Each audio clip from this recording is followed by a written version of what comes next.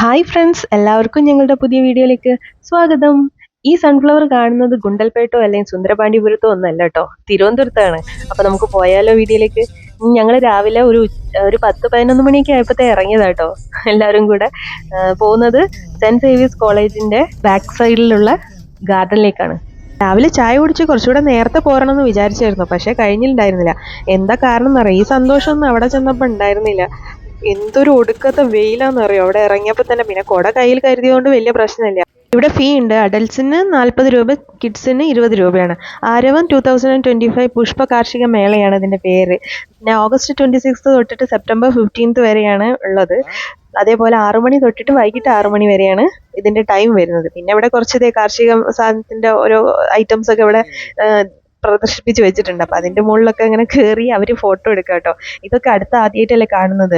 നമ്മൾ ഓരോന്ന് വിട്ട് പറഞ്ഞു കൊടുത്തു ഇത് എന്തിനൊക്കെയാണ് ഉപയോഗിക്കുന്നതെന്നൊക്കെ. പിന്നെ അതേ കണ്ടില്ലേ, നമ്മൾ ഇവിടുത്തെ ഒരു വ്യൂ എന്ന് പറഞ്ഞാൽ ഇതാണ്. ഏകദേശം എല്ലാ ടൈപ്പ് സാധനങ്ങളും ഉണ്ട്. സൺഫ്ലവർ ഉണ്ട്, നെല്ലുണ്ട്, പിന്നെ അതേപോലെ പല പച്ചക്കറികളും ഒക്കെ ഉണ്ട് കേട്ടോ. മെയിൻ ആയിട്ട് ഈ സൺഫ്ലവർ കാണാനാണ് നമ്മൾ ചെന്നത്. അപ്പൊ അവിടെ ചെന്നപ്പം നമുക്ക് കാണാൻ പറ്റിയ സൺഫ്ലവർ മാത്രമല്ല, വേറെയും കുറെ ചെടികൾ ഉണ്ടായിരുന്നു കേട്ടോ. ചെണ്ടുമല്ലി, അതേപോലെ വേറെ കുറെ ഐറ്റംസ്. ഇതാ മുളക്, ഇതാ പച്ചമുളകാണ് ഈ സൈഡിൽ കിടക്കുന്നതൊക്കെ. ചീര, പച്ചമുളക്, അങ്ങനെ കുറെ സംഭവങ്ങളുണ്ട് കേട്ടോ. കാണാൻ വേണ്ടിയിട്ട് പോയിട്ടുണ്ടെങ്കിൽ ഒരു അടിപൊളി സംഭവമാണ്. എല്ലാവർക്കും നല്ല ഇഷ്ടമാവും. ഫോട്ടോസ് എടുക്കാം. നല്ല ഭംഗിയുണ്ടായിരുന്നു. മുഴുവൻ പൂത്ത് നിന്നിട്ട് ഇതൊരു സെൽഫി പോയിന്റ് ആണ്. അവിടുന്ന് വേണം നമുക്ക് ഫോട്ടോ, സെൽഫിയൊക്കെ എടുക്കാം. കുറേ പേര് ഈ ചെടികൾക്കിടയിലൊക്കെ നിന്നിട്ട് ഫോട്ടോസും വീഡിയോസും ഒക്കെ എടുക്കുന്നുണ്ട് കേട്ടോ. ഇത് വിരിഞ്ഞ് കിടക്കുന്നത് കാണാൻ എന്ത് ഭംഗിയാണെന്ന് അറിയാം. ഒക്കെ ഒരു ഡയറക്ഷനിലേക്ക് ഇങ്ങനെ തിരിഞ്ഞ് നിൽക്കുകയാണ്. അങ്ങനെ വെയിലെന്ന് വേണ്ടില്ല, ഞങ്ങൾ വന്ന സമയം കുറച്ച് ഉച്ച പോലെ ആയപ്പോഴേക്കും നല്ല വെയിലായിരുന്നു. നേരത്തെ വരികയാണെങ്കിൽ നല്ല വെയിലൊന്നും ഇല്ലാതെ അടിപൊളിയായിട്ട് നമുക്ക് കണ്ടുവരാം. അപ്പോൾ കുടയില്ലാതെ അവിടെ പോയിട്ടുണ്ടെങ്കിൽ പെട്ടുപോകും കേട്ടോ. പൂവിൻ്റെ മുകളിലൊക്കെ നോക്ക്, കണ്ടില്ലേ, നല്ല തേനീച്ചകളൊക്കെ പാറി നടക്കുന്ന. ചിലത് വാടിയിട്ടുണ്ട്, ചിലത് ഹൈറ്റ് ഉണ്ട്, ചിലത് ഹൈറ്റ് കുറവാണ്. പല സൈസിലുള്ള ചെടികളാണ് അവിടെ നിറയെ നിൽക്കുന്നത്.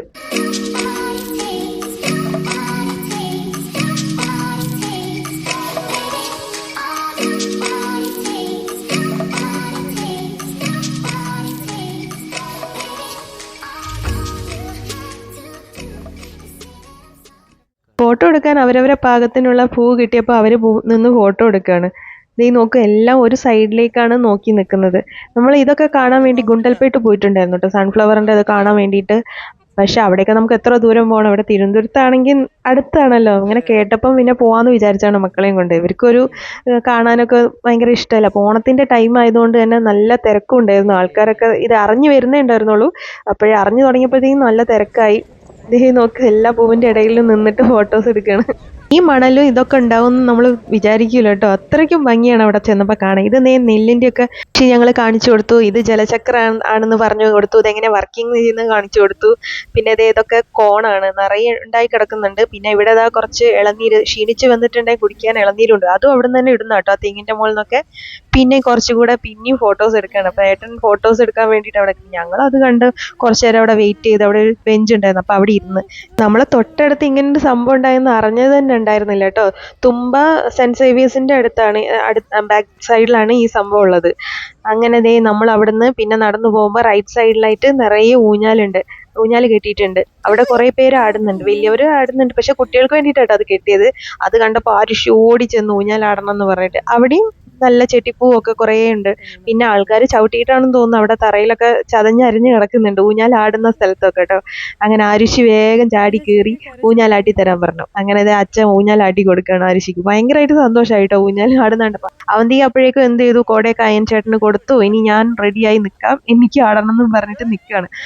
അങ്ങനെ ക്ഷമ നശിച്ചു കഴിഞ്ഞ അവസാനം അവന്തിയും ചാടി കയറി. പിന്നെ അവന്തിക ചാടി കയറി കഴിഞ്ഞപ്പോൾ പിന്നെ അടുത്ത ആളും ആയിക്കോട്ടെ എന്ന് പറഞ്ഞിട്ട് അയാനെയും ഊഞ്ഞാലാട്ടി. അങ്ങനെ അവരെല്ലാവരും ഊഞ്ഞാലാടി. എനിക്ക് ആടണമെന്നുണ്ടായിരുന്നു കേട്ടോ, പക്ഷെ അവിടെ കുട്ടികൾക്ക് മാത്രമേ ഉള്ളൂ എന്ന് പറഞ്ഞു. പിന്നെ അതൊക്കെ കഴിഞ്ഞ് ഞങ്ങൾ തിരിച്ച് പോരുകയാണ്. അപ്പോൾ പോരുന്ന വഴിക്ക് അവിടെ സൈഡിലായിട്ട് കുറച്ച് കല്ലറകൾ കണ്ടിട്ട്. അപ്പോൾ അയാൾ ആരുഷി ചോദിക്കുകയാണ് ഇതെന്ത് സംഭവമെന്ന്. അങ്ങനെ അവിടെ നിന്ന് പിന്നെ ഇവിടെ കൃഷി ചെയ്ത കുറച്ച് തണ്ണിമത്തനും അങ്ങനെ പച്ചക്കറി കുറച്ചുണ്ടായിരുന്നു. അപ്പോൾ അതൊക്കെ ഞങ്ങൾ തണ്ണിമത്തനൊക്കെ വാങ്ങി പിന്നെ തിരിക്കുകയാണ് നമ്മൾ വീട്ടിലേക്ക്. അങ്ങനെ നമ്മളെ കാറിൻ്റെ അടുത്തേക്ക് എത്തി. അങ്ങനെ എത്തി നമ്മൾ പോരുന്ന വഴിക്ക് ഇത്രയും വെയിലൊക്കെ കൊണ്ടല്ലേ കുറച്ച് എന്തെങ്കിലും തണുത്തതാവാന്നും പറഞ്ഞിട്ട് കടയിൽ നിർത്തിയിട്ട് ഏട്ടൻ ഞങ്ങൾക്ക് എല്ലാവർക്കും ഓരോരോ സൺഡേ കപ്പ് വാങ്ങിച്ചു കൊണ്ടുവരികയാണ്. അങ്ങനെ ആ ഒരു തണുത്ത സൺഡേ കപ്പ് ഈ ചൂടത്ത് അതും കഴിച്ചുകൊണ്ട് ഞങ്ങൾ നേരെ നമ്മളെ വീട്ടിലേക്ക് പോവുകയാണ്. പിന്നെ ഈ വീഡിയോ ഇഷ്ടമായെങ്കിൽ ഒന്ന് ലൈക്ക് ചെയ്യണം, സബ്സ്ക്രൈബ് ചെയ്യണം, കമൻറ്റും ചെയ്യണം കേട്ടോ. അടുത്ത വീഡിയോ ആയിട്ട് വരുന്നവരേക്കും എല്ലാവർക്കും ബൈ.